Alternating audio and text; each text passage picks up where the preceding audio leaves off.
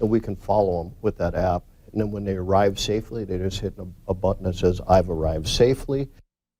New students are in orientation at local colleges and universities like NDSU, and campus police are letting parents know about an app that can track them to make sure that they arrive safely to their destination. Valley News Team's Rose Itzkevitz has more on how it works, along with some similar life hacks that parents can use to track their kids.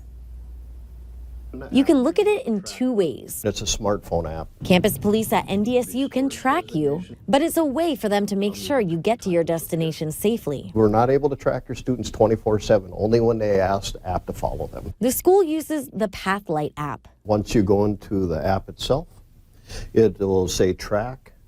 If you hit track, it'll give you the option of selecting a time at the top. The app allows you to be tracked for up to 30 minutes.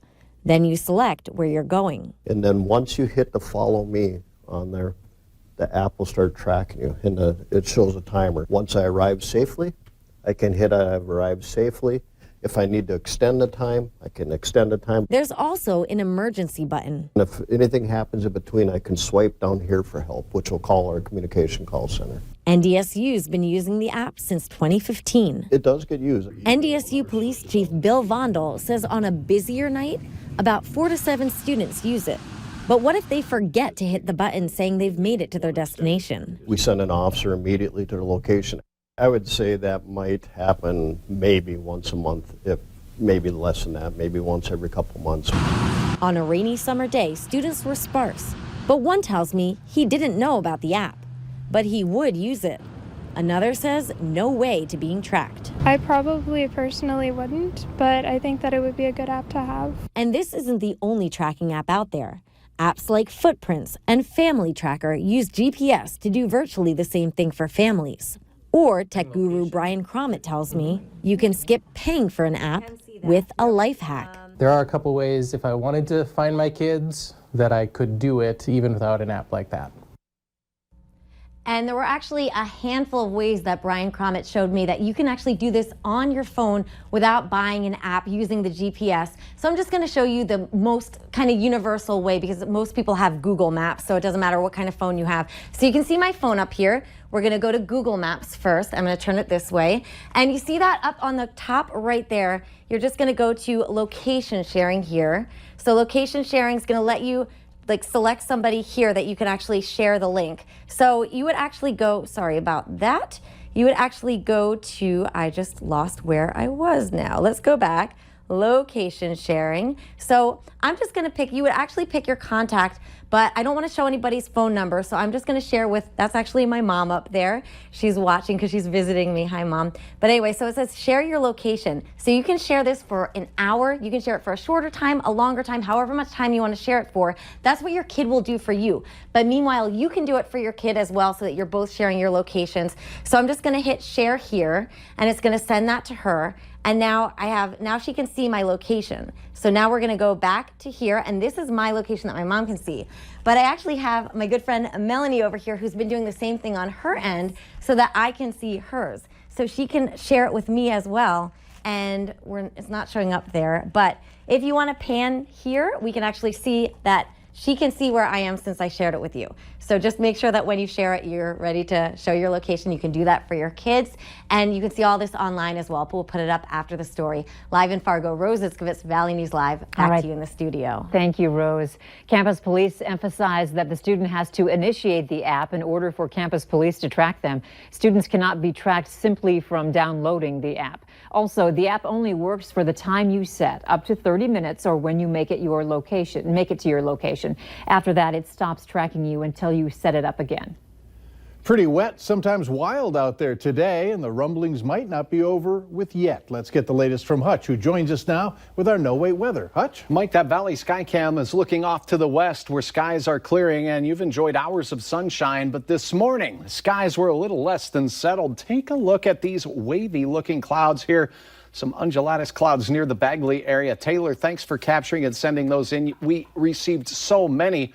And many in the Fargo area, remember this, stop here, take photo indeed. All right, we did get about 1/3 of an inch out at Hector International, but some places got much more than that, over an inch. Those storms moving out of Lakes Country right now as some of us are getting to our high temperature yet, and we'll still see temperatures climb a degree or two as we go through the late day hours. It looks crystal clear tonight and quiet as well. Grand Forks, it's been quiet all day. You've enjoyed some warm temperatures. That will continue.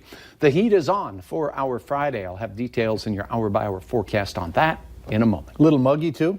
It will be humid, yes. All right, thanks.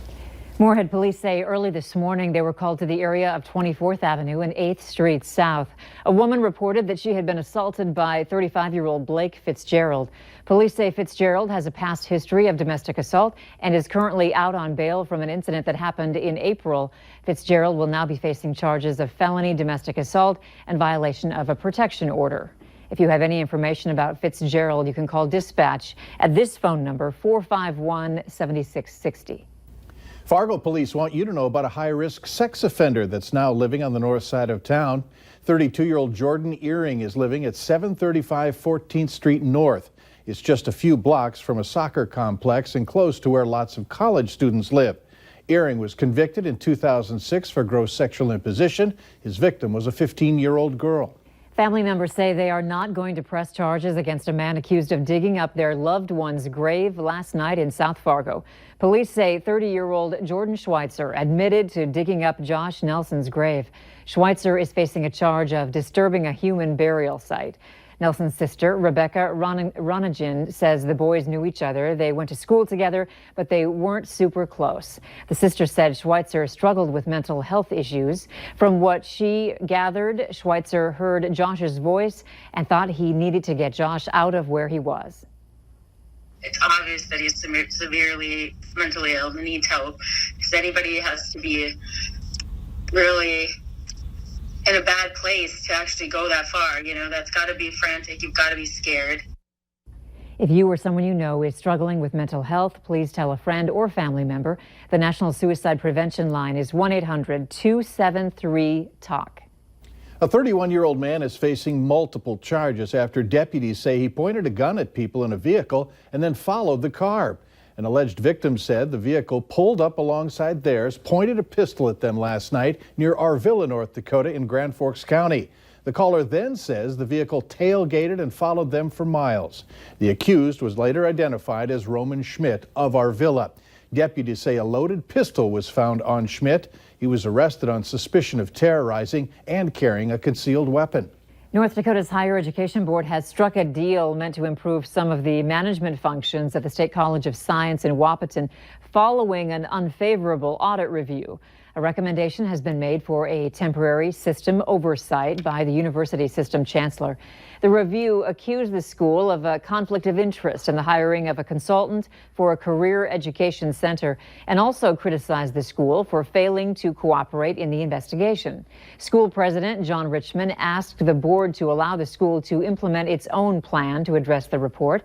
After some discussion, the board went with Richmond's plan while also giving the chancellor the authority to monitor its progress and make changes. Warmer weather means more people outside. North Dakota's Department of Environmental Quality wants everyone to clean up after themselves. Jim Collins is the head to Keep North Dakota Clean. He says during the summertime, litter becomes a bigger issue, especially during weekends. He says during events and holidays or wherever you're outside, pick up trash if it's not in the garbage. He says neglecting to clean up can lead to more environmental issues and can endanger wildlife. The person in the vehicle in front of me was driving along smoking and pitched the butt out into the street. What he doesn't realize is that washes right to the river. It doesn't get cleaned up by a treatment plant. It goes out to the river where somebody downstream will have to clean it out. Collins adds it's easy to do your part, and if you see something on the ground or in the water, to grab it and throw it out. The Moorhead Police Department is reminding you of Minnesota's fireworks laws ahead of the 4th. As preparations for Independence Day begin, it is important to remember that explosive and aerial fireworks are illegal in Minnesota. Examples of legal fireworks in the state are sparklers, cones, and tubes that emit sparks. Also, novelty items like party poppers. Examples of illegal fireworks are firecrackers, bottle rockets, Roman candles, missiles, and mortars and shells. Looks like fun. Later on Valley News Live at 6, heading for the water, helpful tips to avoid spreading unwanted invasive species. And morning skies this morning in Jamestown, mighty red. Jody, thanks for uploading your photo. Here's another look at those scary clouds this morning in the Fargo area. The heat is on for your Friday. I'll have hour-by-hour details coming up right after this.